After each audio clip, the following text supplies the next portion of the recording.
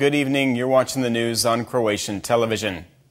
Agricor's Temporary Creditors Council agreed late Wednesday night on a settlement deal that includes two special agreements with Russia's state-owned Sberbank, but not with the Adres Group.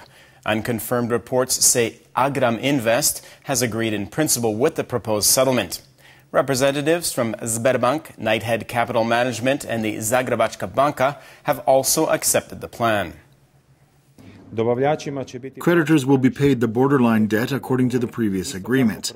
Also, an agreement has been reached with creditors who hold full recourse promissory notes.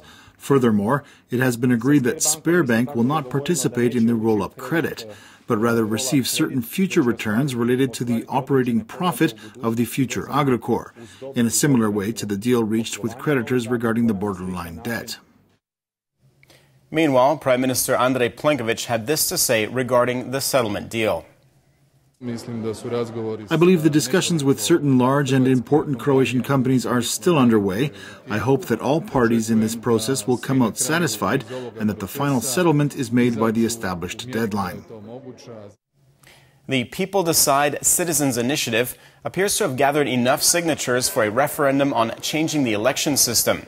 A total of just over 397,000 signatures were gathered in support of their first referendum question on preferential voting and lowering the number of seats in Parliament, while the second question on the voting rights of minority MPs received some 390,000 signatures.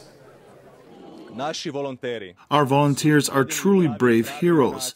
They are the role models for a more just Croatia that we all dream of. In the name of the People Decide initiative, I thank them all from the bottom of my heart. We need to confirm the number of signatures to see if they match up. Then we must verify if the questions are constitutional. Afterwards, we will decide on what to do next.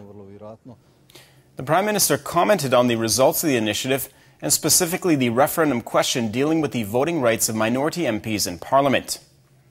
I have been deeply convinced since the very beginning of this initiative that any attempts to limit minority rights are not in line with the Constitution, and I see no way how such things can be decided via referendum. I think the way in which the question has been proposed has completely missed the mark. Attempts to limit the rights of minority MPs in this way is unacceptable to me personally and as the head of the HDZ and the Prime Minister. The city of Zagreb celebrated its day today. The Kravat Regiment was on full display in front of the cathedral and performed a ceremonial changing of the guard. Meanwhile, the city assembly handed out awards for Zagreb's Female Citizen of the Year. And people traveling around the nation's capital were treated to free public tours and public transportation. The city of Zagreb needs to be the driving economic force for itself and the entire country. And as the mayor, I cannot do my job to the very best of my abilities without an excellent partnership with the national government. Dramatic events unfolded late on Wednesday night as police intercepted an attempt to smuggle 29 illegal migrants over the border from Bosnia and Herzegovina into Croatia. Zadar police in the area of Donji Srb fired on the vehicle after it broke through two police barricades. The suspect escaped on foot while two minors were treated at hospital for non-life-threatening injuries. I am very sorry to hear of this incident. Croatian police are here to protect our borders from illegal migration. I'd like to express regret that two children were wounded. I think that is very bad. But I am sure that an investigation will show how this happened, and I expect the police to continue to protect our borders and fight against human trafficking, in this case from Bosnia and Herzegovina.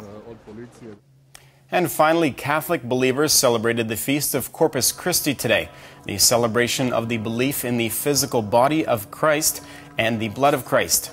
Corpus Christi was celebrated in parishes and Mass with traditional processions. The day is a national holiday in Croatia. Taking a quick look at sports in tennis, on the fifth day of the French Open at Roland Garros, Croatia's top player Marin Cilic needed 2 hours and 50 minutes to advance to the third round and get past Poland's Hubert Hurkacz, the world's 188th ranked player. And 21-year-old Borna Coric also reached the third round of the Grand Slam after beating Italy's Thomas Fabiano in 4 sets.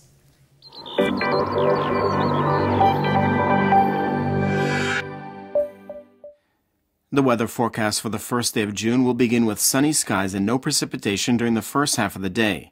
Meanwhile, afternoon showers and thunderstorms are expected in higher elevations and areas of the central continent as heavy clouds move in. The Adriatic coast will get a weak to moderate westerly and northwesterly wind. Morning lows of 13 to 18 degrees in the interior and from 18 to 23 on the coast will give way to highs of 26 to 31 degrees Celsius around the country. The forecast for the next few days throughout the interior calls for very hot but increasingly unstable weather. Afternoon showers are most likely in the far east. Sunny skies will prevail in the mornings. Meanwhile, the Adriatic coast will be mostly sunny till the end of the week, except for increasingly unstable weather, including rain and thunderstorms in northern areas. A weak to moderate westerly and northwesterly wind will die down by the beginning of next week.